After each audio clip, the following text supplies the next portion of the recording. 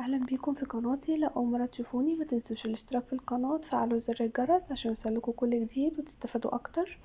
هنعمل النهارده مع بعض المهلبيه بالجيلي، بجد تحفه قوي، احسن من بتاعه المحلات بكتير. بتتباع بره غاليه جدا، لكن هنعملها في البيت بطريقه احسن واوفر كتير من بره، والاطفال هيحبوها جدا.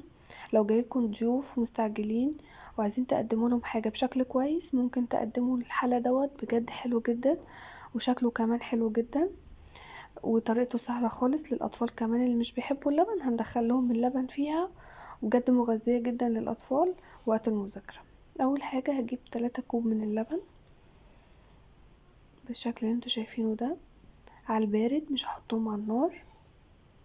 هحط 3 كوبايات من اللبن بالشكل ده،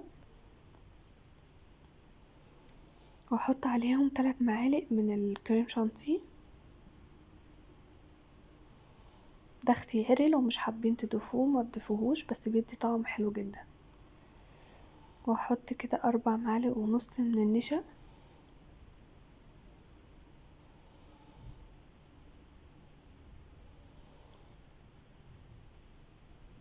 هقلبهم بقى كويس جدا قبل ما ارفعهم على النار. لازم اضمن ان النشا دابت هي والكريم شانتيه عشان ما تكلكعش او تخرز مني على النار. هقلبها خالص بالشكل ده.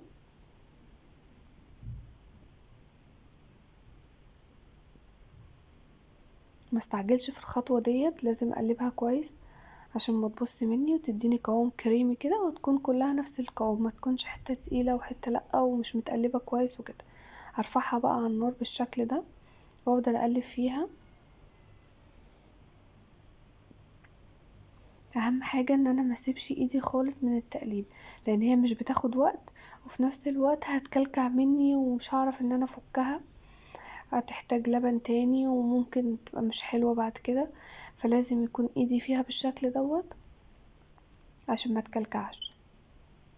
هتتقل مني قوي وفي نفس الوقت ممكن تتلسع من تحت وتتحرق كمان وتعملي طبقة كده من تحت مش حلوة. هقلبها بقى كويس كده، بدأت ان هي تتقل اهي. شايفين القوام بتاعها كريمي ازاي؟ بجد تحفة قوي. لو حابين ان احنا نضيف قشطة ممكن نضيف القشطة، بتديها طعم حلو برضو، بس في الوصفة دي مش مستحب قوي ان احنا نضيف القشطة، لان احنا مش حابين ان هي تكون دسمة قوي يعني او فيها غناوة، ان احنا هنحط لها جيلي. بعد كده هظبط بقى السكر بتاعي على حسب الرغبة. انا حطيت 5 معالق من السكر على 3 كوبايات من اللبن. اظبطوا بقى السكر على حسب ما تحبوا، ده المظبوط. هدوب بقى السكر كويس.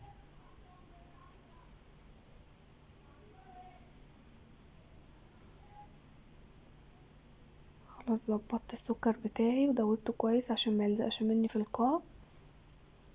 اخر حاجه خالص هحط باكت من الفانيليا وهقلب وهطفي النار على طول بالشكل اللي انتوا شايفينه ده. طبعا المهلبيه بتاعتي بدات ان هي تغلي معايا، فموطيه عليها النار علشان انا مش عايزاها تتحرق، وفي نفس الوقت مش عايزاها نية عشان طعم النشا يختفي. لو هي نية هيبان طعم النشا فيها مش هيكون حلو خالص، لازم النشا تستوي. ما بدأت ان هي تغلي هي بالشكل ده هطفي عليها على طول.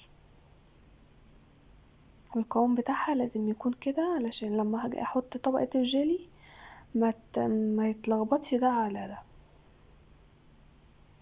احط طبقة المهلبية بالشكل اللي انتوا شايفينه دوت. ممكن ازود ممكن اقلل على حسب ما انتوا تحبوا، يعني ممكن تزودوا المهلبية اكتر من الجيلي، في ممكن ان انا احط طبقة مهلبية صغيرة وازود الجيلي على حسب ما تحبوا. احط طبقة المهلبية بقى بالشكل ده.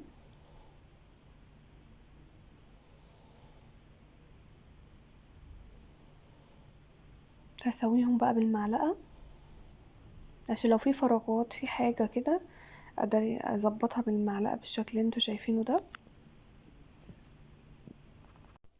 هظبط بقى كده بالمعلقة وامسح اي حاجة تكون على الكاس من بره عشان يكون شكله حلو لما نحط الطبقة التانية.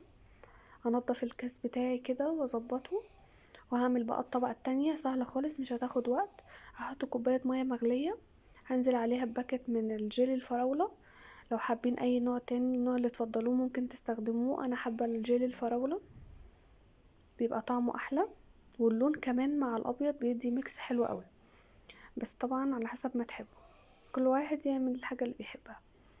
انا هدوب بقى الجيلي كويس كده في المية المغلية، لازم تكون مية مغلية عشان يدوب معايا المادة الجيلاتينية اللي فيه، فبتركز تحته وبتكلكع.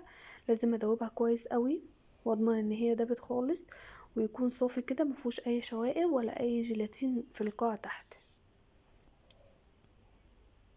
هدوبه خالص كده اهو، خلاص ملقتش فيه اي حاجة في القاع. هنزل بقى بكوباية مية باردة من الحنفية او مية ساقعة اللي تحبوه، هخلطهم كده مع بعض كويس.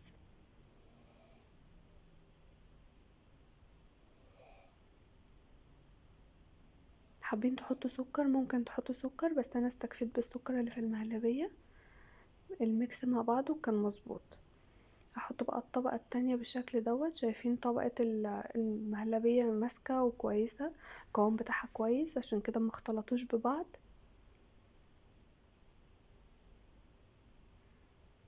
عملوا الاطفال وقت المذاكرة تحفيز ليهم، وفي نفس الوقت الاطفال اللي مش بيحبوا اللبن هيحبوا اللبن، او ممكن ياكلوه بالشكل دوت، لان في اطفال كتيرة مش حابة تشرب لبن او تستخدم اللبن في اي حاجة، واكيد هيزهقوا من العصاير وكده، فممكن ندخلهم اللبن في حاجة زي كده وهيفرحوا بيها جدا. الاطفال بتحب الجيلي. ونبعد بقى عن المواد الحافظة والحاجات بتاعت برا مش كويسة، ونبدأ ان احنا نعمل لهم افكار حلوة في البيت تبسطهم وفي نفس الوقت تغذيهم.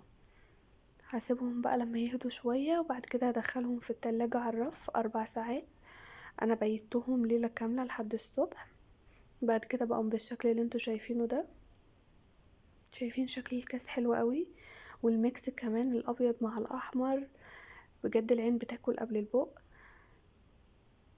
شايفين شكله حلو قوي، والقوام بتاعه كمان حلو جدا. شايفين الجيلي هو بيتقطع كمان بالمعلقة، بجد حلو قوي.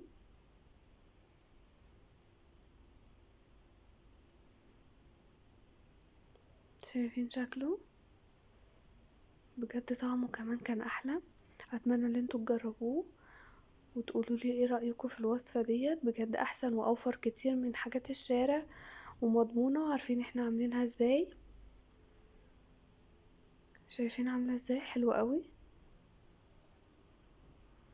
متنسوش بقى الاشتراك في القناة وتفعلوا زر الجرس عشان يوصلكوا كل جديد.